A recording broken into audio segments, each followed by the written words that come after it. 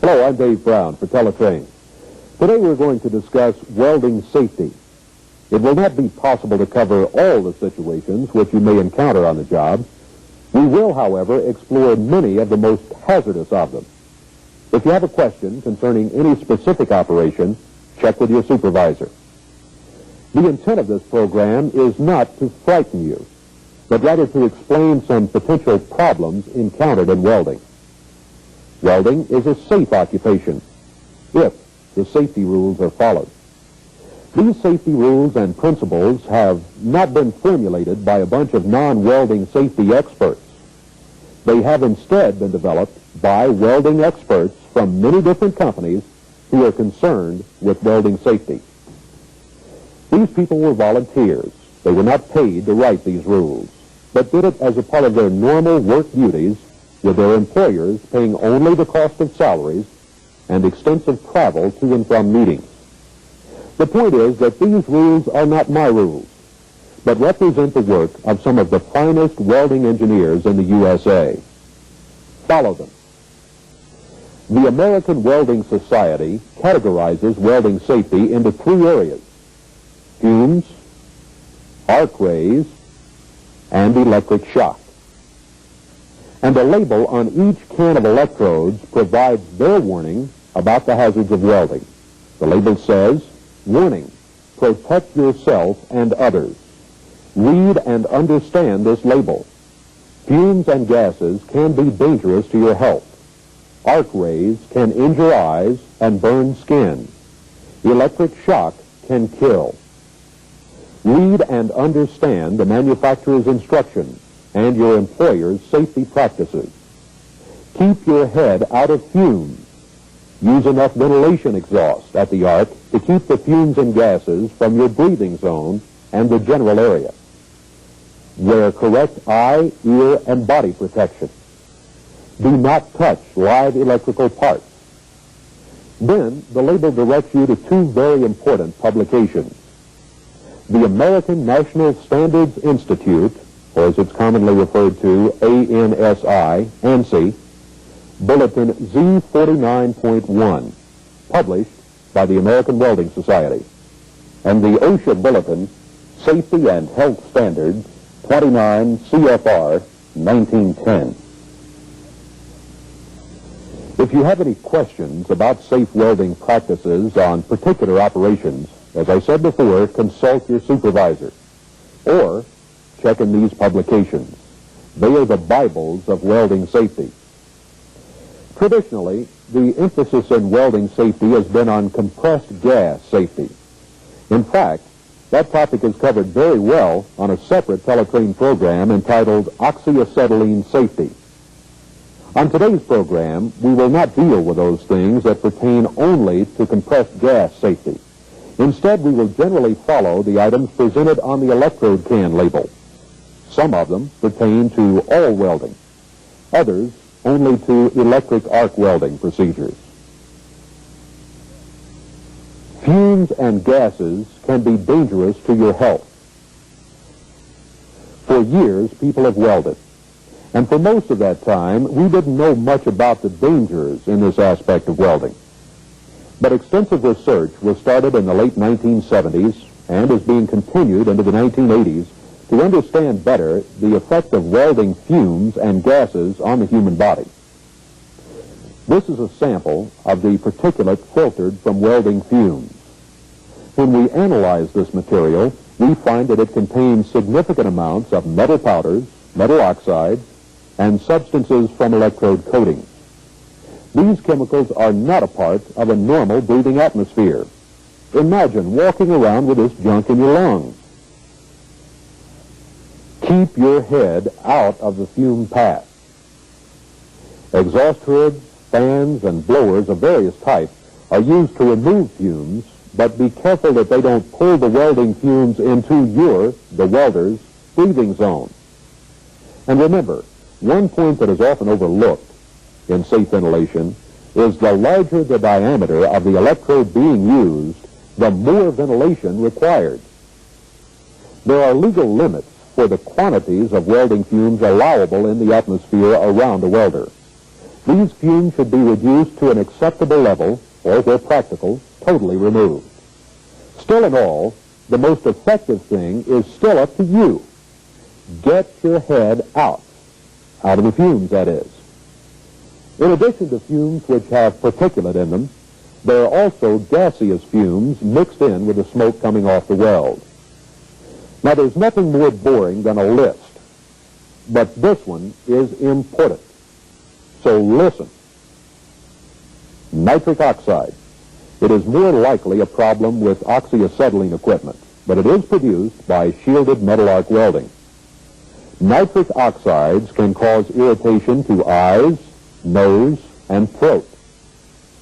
Contact with nitric oxide can cause drowsiness and unconsciousness.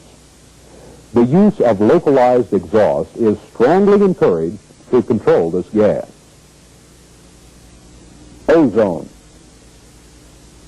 It's dangerous in extremely small quantities in the air. It is primarily a problem when using argon as a shielding gas for gas tungsten or gas metal arc welding. Ozone is irritating to the eyes and mucous membranes. It can cause pulmonary edema and chronic respiratory disease. The use of localized fume extraction is strongly recommended. Carbon monoxide. It may be a problem when carbon dioxide is used with gas metal arc welding. It may also be a product of partial burning of foreign materials, such as paints and greases. Metal fumes. Avoid them, especially with metals such as chromium and nickel, which can cause fibrosis of the lungs and other health problems. Be especially careful to use proper ventilation or respirators when welding metals such as stainless steel. Cadmium is a very hazardous metal. It may cause problems in the lungs, kidneys, prostate, and blood. Do not weld on cadmium-plated items without specific instructions from your supervisor or safety officer. Brazing alloys such as BAG1 contain cadmium and require very good ventilation during their use. And there's manganese and copper and beryllium and fluorine compounds and vanadium and, well, you get the idea. It's a pretty long list. For heaven's sake, keep your head out of the fume path. The American Welding Society has produced numerous articles about welding fumes, and these should be consulted for further details. The next item on the AWS label is arc rays can injure eyes and burn skin. This damage is done by the parts of light that you can't even see. The spectrum of light emitted by a welding arc depends on the amperage and the process being used. It will range from infrared to visible light and on into the ultraviolet light range. And it is these invisible parts of the spectrum, the ultraviolet and infrared, that are the most dangerous. Did you ever wonder why you sunburn? It's because of the ultraviolet rays in the sunshine. Some gases, such as carbon dioxide, have a significant effect upon filtering the ultraviolet light.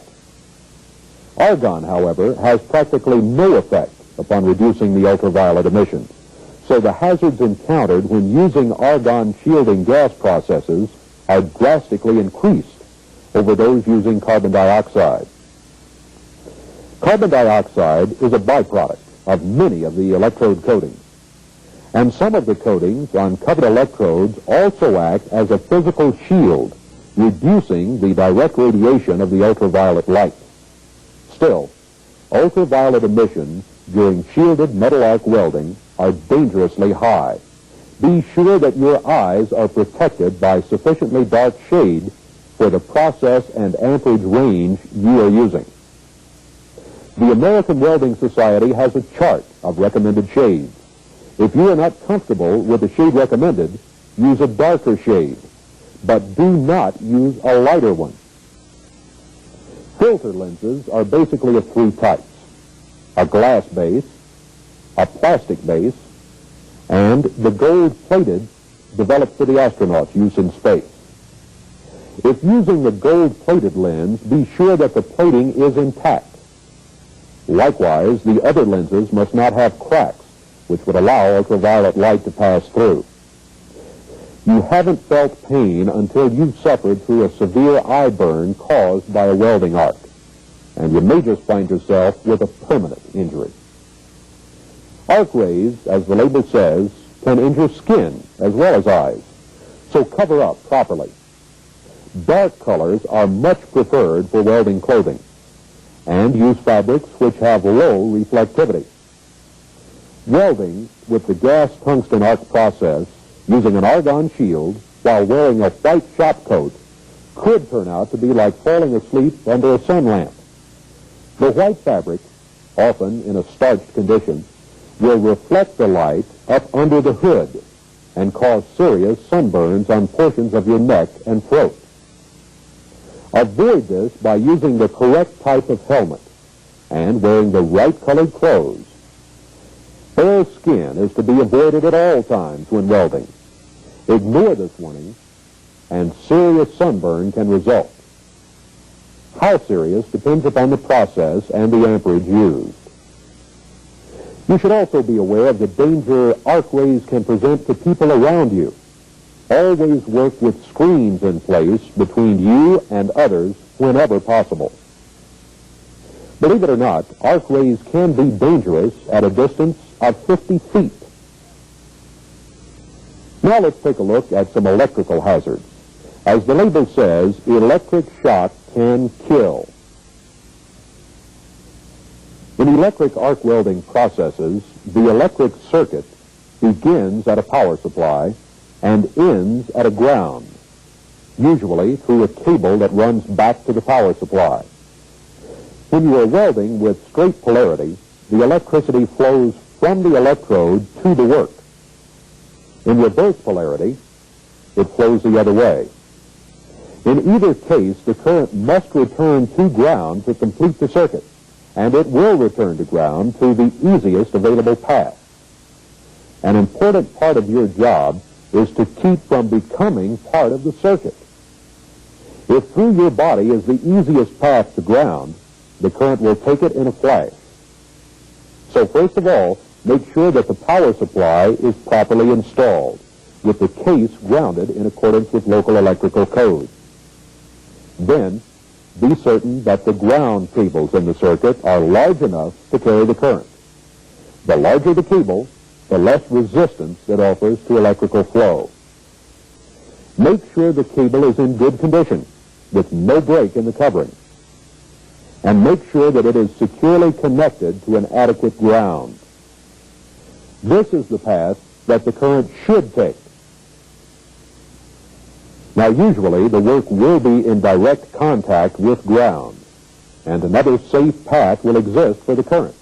But if the item being welded does not have a good earth ground, it should be separately grounded in addition to the ground connection to the welding machine. Again, make sure you use good cable and connections that conform to all local electrical codes, as well as those in the ANSI Z49.1 bulletin. Now, give yourself a break. Don't come into contact with any metal that is electrically live, like parts of an electrode holder or the terminals of a welding machine. The electrode holder should be well insulated and in good repair. Cables should have no breaks in their insulation. All terminals and electrical connections on the welding supply should have their cover in place. As previously stated, all parts of your body should be covered, with no bare skin exposed. Always use gloves designed for welding. They should have no holes. They should be free of oil and grease. And it's very important that they be kept dry. Water provides an excellent path for electricity. Remember that when you're out there sweating on the job. Be especially careful not to let any wet clothing come into contact with current. And protect yourself from becoming a pathway to ground by putting a dry insulating material underneath you. This is particularly important when working in a sitting or prone position, and especially when working inside structures or vessels. Only welding machines that meet current safety codes for open circuit voltage should be used. In most situations, this voltage is limited to 80 volts under a no-load condition. Now, you should be careful because it could happen, but usually a shock from 80 volts will not kill you. There is, however, a way that you can create a very dangerous condition. And both the ANSI and OSHA safety bulletins contain strong warnings about it. They state that in order to be safe, you should never use a common ground when differing polarities are being used on the same structure. This use of opposite polarities on a common ground is very likely to occur in construction site welding situations. And it is permissible to use electrodes requiring reverse and straight polarity on the same job, but they should not be used at the same time. Also, all AC machines should be connected to the same phase of the supply circuit and with the same instantaneous polarity. And AC and DC should not both be used on the same structure at the same time. In any of these situations, if a welder got across two power supplies, the result would be that the voltage passing through the welder could be increased to a dangerous level. So these cautions are especially important whenever a welder could accidentally come into contact with the leads from two different machines at the same time. As already stated, normally 80 volts won't kill you. And for this reason, workers tend to become careless. Well, believe me, you shouldn't. A shock from 80 volts is more than enough to cause involuntary muscle contractions. And if you happen to be standing in the wrong place when it happens, you could take a mighty long fall. Reduce your chances of an accident. Never coil or loop welding cables around parts of your body. You might just get shocked through a break in the insulation that you didn't notice. Make sure that electrode holders are large enough for the electrode you're using to avoid overheating. And if the holder does overheat, never cool it in water. Also, never leave an electrode in an energized holder when the welding machine is unattended. Now, before we're through, I'd like to caution you about a few things that aren't on the AWS label. With all the heat generated by welding processes, it's no surprise that a welder should be careful about fire. You should always have a fire extinguisher handy and know how to use it. Whenever possible, do not weld within 35 feet of combustible material. If you cannot avoid it, and there is any possibility that a serious fire could get started, a fire watcher is required. Someone to keep an eye on things and sound an alarm if fire breaks out. Remember, you're wearing a dark shield and you're busy. You might not see a fire until it's too late to do anything about it. Always be aware of the atmosphere in which you're about to weld. Explosive fumes may be present. Sometimes the right amount of the right kind of dust in the air, like flour, can also cause an explosion if you provide the spark. When welding in a confined space, be especially careful about fumes. Make certain that you have adequate ventilation. In an enclosed vessel, it's very important that you have an insulating blanket underneath you. Whether you know it or not, without that blanket, you are actually standing on the work and could easily become a part of the circuit. And when a welder has to enter a confined space through a manhole or other small opening, the ANSI code requires that there be a way to get him out quickly in an emergency. If a lifeline and harness are used for this purpose, they must be attached so that the welder's body cannot be jammed in a small exit opening. And last, let's mention what is probably the most often occurring accident a welder experiences: getting burned. Burns can be minor or quite serious. They are always painful. Remember to keep bare skin covered and handle all hot and potentially hot material carefully. Okay, we've told you a lot about safe welding practices on this program, but we certainly have not covered the subject completely. Remember, if you have any doubts about the safety of a procedure, consult your supervisor or check the ANSI and OSHA publications we've shown you. But knowing how to weld safely is not going to help unless you practice what you know. Safety is up to you. Fumes and gases can be dangerous to your health. Arc rays can injure eyes and burn skin. Electric shock can kill. I'm Dave Brown for Teletrain.